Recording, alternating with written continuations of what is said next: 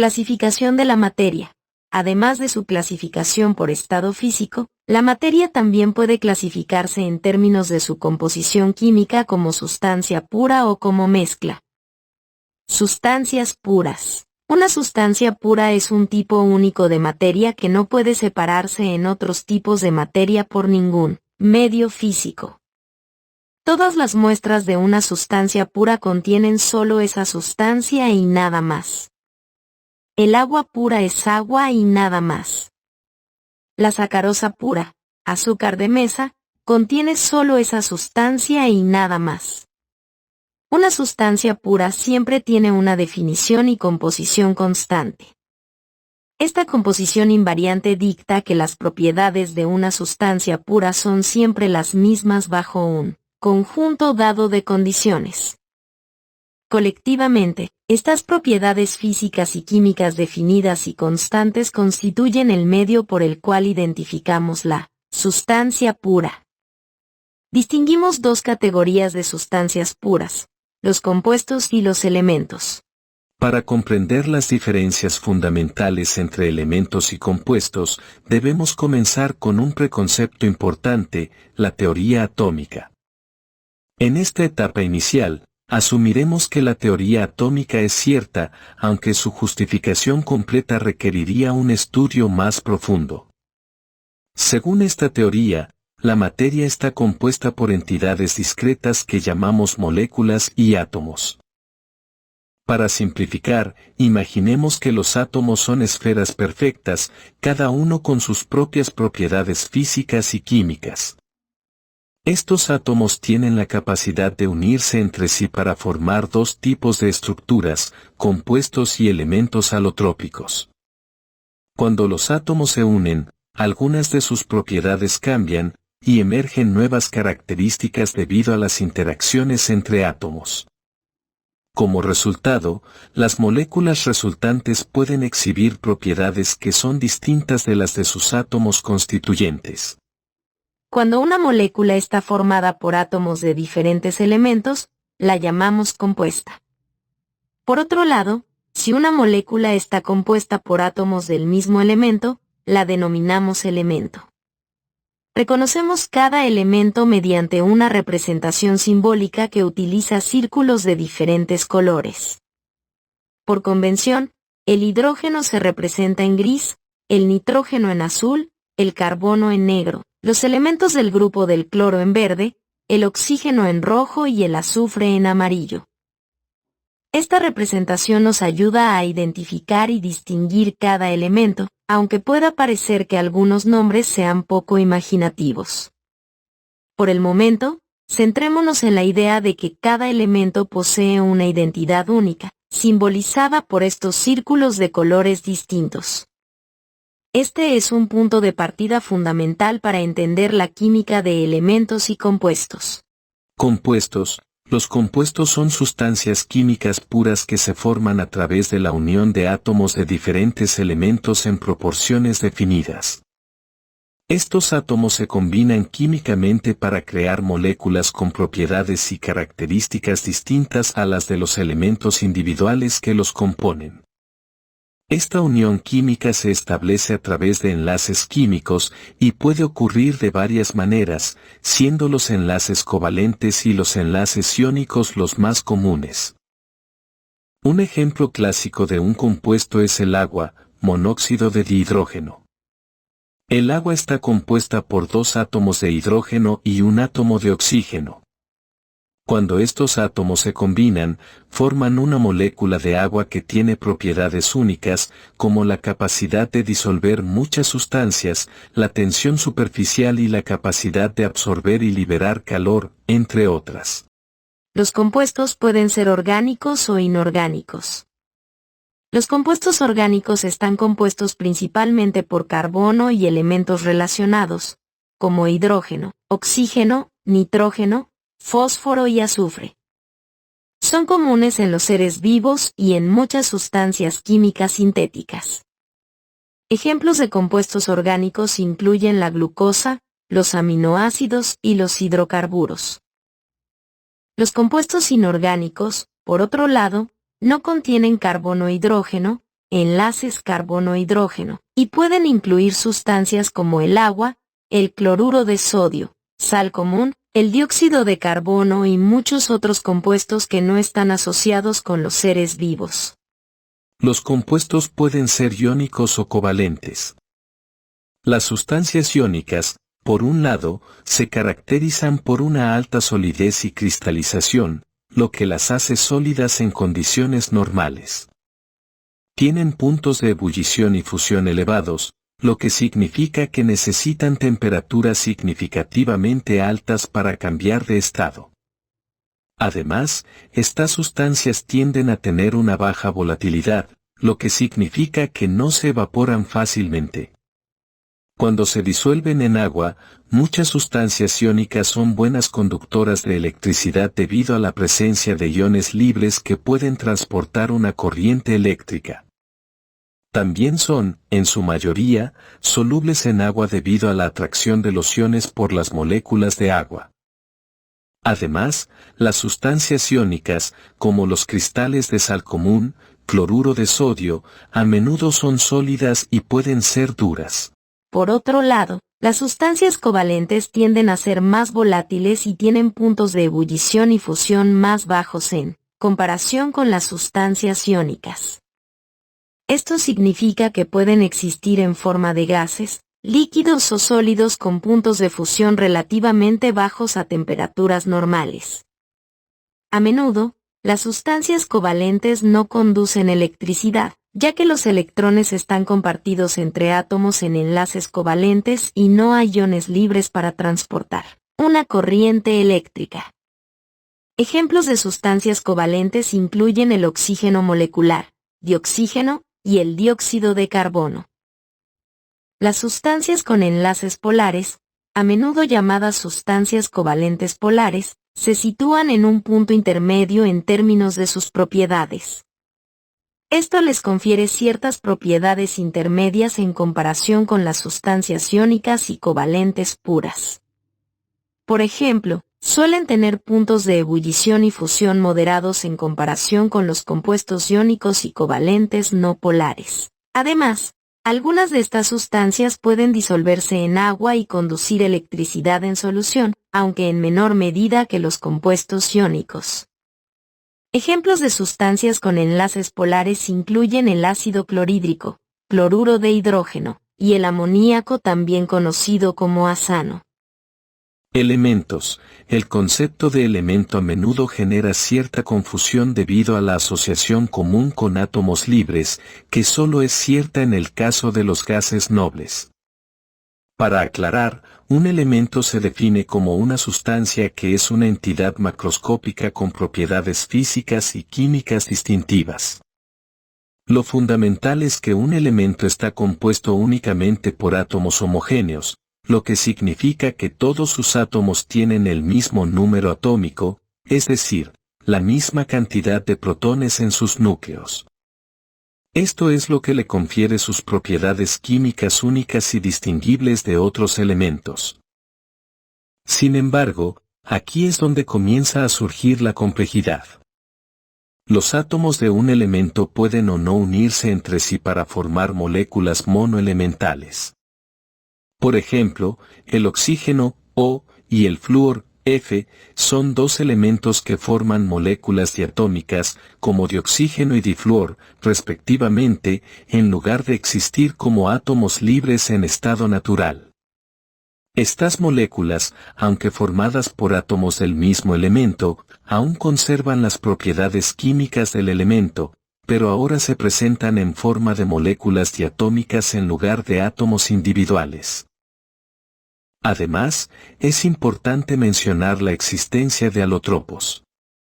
Los alotropos son diferentes formas en las que un mismo tipo de átomo puede unirse consigo mismo para formar estructuras con enlaces químicos distintos. Estas estructuras alotrópicas pueden presentar propiedades físicas contrastantes. Un ejemplo clásico es el carbono, que puede formar alótropos como el grafito y el diamante. El grafito es blando, conductor eléctrico y tiene capas de átomos de carbono dispuestos en una estructura laminar, mientras que el diamante es extremadamente duro. No conduce la electricidad y presenta una estructura cristalina tridimensional. El azufre es otro ejemplo clásico de un elemento que forma distintos alótropos. En el caso del azufre, puede existir en varias formas alotrópicas, siendo las más comunes el azufre en forma de anillo octaazufre y el azufre en forma de cadena tetraazufre. Estas son moléculas monoelementales de azufre, pero presentan diferentes estructuras y propiedades físicas. El azufre en forma de anillo u octaazufre se compone de 8 átomos de azufre dispuestos en un anillo. Esta estructura forma cristales que son de color amarillo y sólidos a temperatura ambiente. Tienen un olor característico a azufre. Los enlaces químicos entre los átomos de azufre en el anillo son covalentes, y las moléculas de octaazufre son estables en estas condiciones. El azufre en forma de cadena tetraazufre, por otro lado, consiste en una cadena de 4 átomos de azufre. A diferencia del azufre en forma de anillo, el azufre en forma de cadena es más inestable y tiende a convertirse en azufre en forma de anillo cuando se calienta o se funde. Los enlaces químicos entre los átomos de azufre en la cadena son más débiles y, por lo tanto, la forma de anillo es más estable a temperaturas más bajas. Estos ejemplos ilustran cómo un mismo elemento, en este caso, el azufre, puede existir en diferentes estructuras alotrópicas, lo que resulta en propiedades físicas contrastantes entre estas formas. Estos cambios en la estructura afectan directamente las propiedades macroscópicas del azufre, lo que subraya la importancia de la alotropía en la química de los elementos. Elementos metálicos. En el contexto de los elementos metálicos, es importante mencionar que los primeros elementos informados fueron aquellos que exhiben molecularidad, es decir, aquellos que pueden formar moléculas monoelementales como dioxígeno y octaazufre. Esto se debió, en parte, al hecho de que los gases, que representan la forma predominante en la que se manifiestan la mayoría de los elementos moleculares ligeros, resultaron ser el estado de la materia más manejable para un estudio cuantitativo temprano dentro del marco de la teoría atómica. No obstante, los elementos metálicos representan otra categoría elemental en la que los átomos no se presentan de manera aislada, aunque, desde una perspectiva matemática y química, tendemos a modelar los metales como entidades monoatómicas independientes. La realidad es que estos átomos metálicos están cohesionados mediante un fenómeno conocido como el enlace metálico. Este tipo de enlace se caracteriza por la liberación parcial de las cargas negativas de los electrones de los átomos metálicos, formando una especie de nube electrónica que los mantiene unidos de manera fuertemente cohesiva. En consecuencia, los metales se presentan como una categoría única de sustancias puras elementales. No pueden clasificarse ni como compuestos iónicos, ni como compuestos covalentes, ni como compuestos polares. Los metales poseen sus propias características distintivas, en parte debido a la naturaleza especial de su enlace metálico, que los diferencia de otras sustancias químicas. Elementos como átomos libres e isótopos, en cuanto a los elementos que existen en forma de átomos libres, sin formar moléculas, se destacan los gases nobles. Estos elementos fueron inicialmente reportados en el siglo XIX por varios científicos, incluyendo a Sir William Ramsay y Lord Rayleigh. Los gases nobles, a pesar de existir como sustancias en estado gaseoso, no forman moléculas alotrópicas. Por ejemplo, el helio es una sustancia que consiste únicamente en átomos de helio y no forma moléculas de helio. Aunque todos los elementos se asemejaran hipotéticamente a los gases nobles en cuanto a ser entidades monoatómicas, aún podrían distinguirse mediante sus isótopos. El concepto de isotopía implica una comprensión más profunda de la teoría atómica nuclear, que no abordaremos en detalle en este momento. Sin embargo, podemos señalar que los isótopos presentan sutiles diferencias en algunas propiedades físicas, como la masa y la relación entre la masa y la carga de sus iones. A pesar de estas diferencias, los isótopos son químicamente idénticos. Para distinguirlos, se utilizan propiedades físicas y técnicas sofisticadas, como la espectrometría de masas, que permiten la separación de los isótopos según su relación entre la masa y la carga. Los isótopos son relevantes en diversas áreas, ya que sus propiedades físicas nucleares encuentran aplicaciones en la generación de energía, cuestiones militares, geopolíticas y en la determinación de edades tanto en la Tierra como en el universo. Este campo interdisciplinario que combina la física y la química es sumamente fascinante y ofrece numerosos avances y descubrimientos importantes. Mezclas. Una mezcla es el resultado de la combinación física de dos o más sustancias puras, y en este proceso, cada sustancia mantiene su identidad química. No obstante, la mezcla en su conjunto puede exhibir propiedades emergentes que surgen de las interacciones entre los componentes de la mezcla. Es importante destacar que los componentes de una mezcla conservan su identidad porque se mezclan físicamente en lugar de experimentar una reacción química. Para ilustrar esto, consideremos una mezcla de pequeños cristales de sal de roca y arena ordinaria. La acción de mezclar estas dos sustancias no modifica ni altera de ninguna manera las características químicas de la sal ni de la arena. Los cristales de sal, que son más grandes y de color incoloro, se distinguen claramente de los gránulos de arena, más pequeños y de color gris claro. Una característica fundamental de cualquier mezcla es que sus componentes pueden separarse utilizando métodos físicos. En el caso de nuestra mezcla de sal y arena, los cristales de sal más grandes podrían separarse, aunque de manera laboriosa, mediante una selección manual.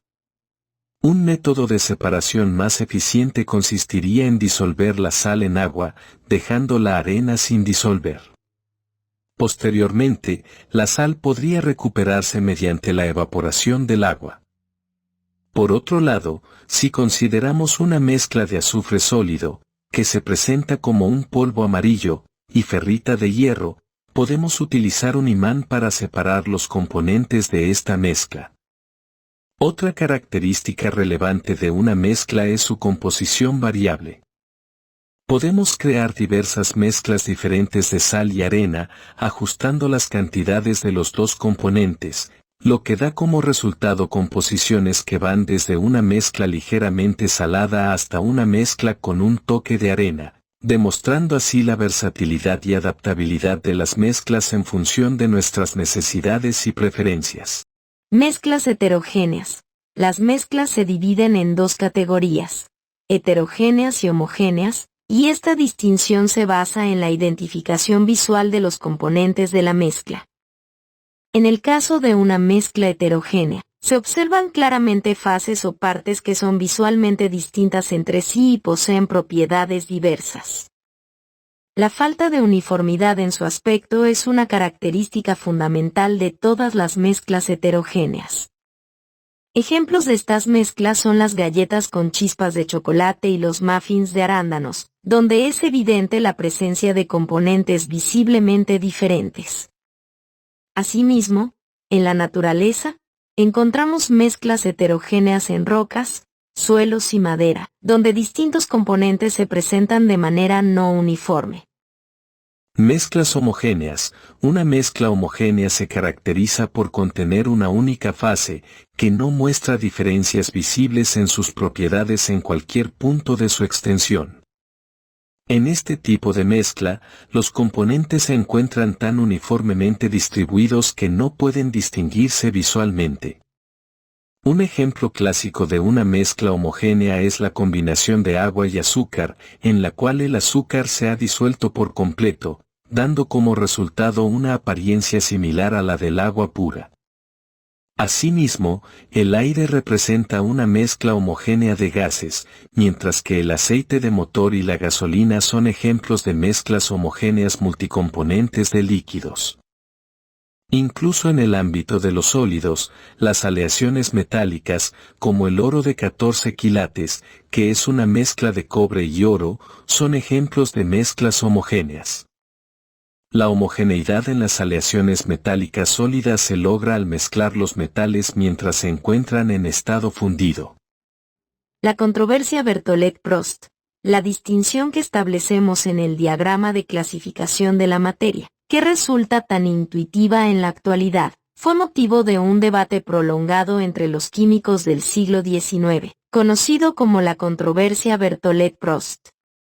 Esta disputa histórica, junto con la teoría atómica de Dalton, constituyen dos hitos de gran relevancia que surgieron casi de manera simultánea a principios del siglo XIX. Es por ello que, se presume que existe una fuerte interconexión entre la teoría de las proporciones definidas, uno de los aspectos centrales de la controversia, y la teoría atómica de Dalton, y que ambas teorías se reforzaron mutuamente en su desarrollo. El núcleo de la controversia Berthollet-Prost se centra en la cuestión de si los cuerpos se combinan en proporciones definidas y, además, en la verdadera distinción entre compuestos y mezclas. Claude Louis Berthollet se oponía firmemente a la idea, planteada por científicos como Bergman y Prost, de que cuando dos sustancias se unen, lo hacen con una afinidad selectiva que resulta en proporciones constantes. Berthollet sostenía que la afinidad era un concepto relativo, sujeto a variaciones según las condiciones físicas que acompañaban a una reacción. La discrepancia en este debate radica en que estos químicos no distinguían entre una mezcla homogénea y un compuesto puro, debido a que las mezclas homogéneas a menudo tienen la apariencia de sustancias puras. En una disolución, los componentes de la mezcla pueden variar y depender de las condiciones externas, lo que refleja la percepción de Berthollet sobre un cuerpo.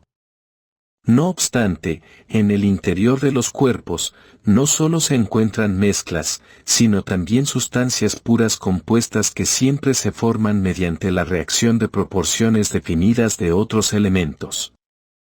Por ejemplo, al sintetizar cloruro de sodio, siempre se requieren las mismas cantidades relativas de sodio metálico y gas de cloro.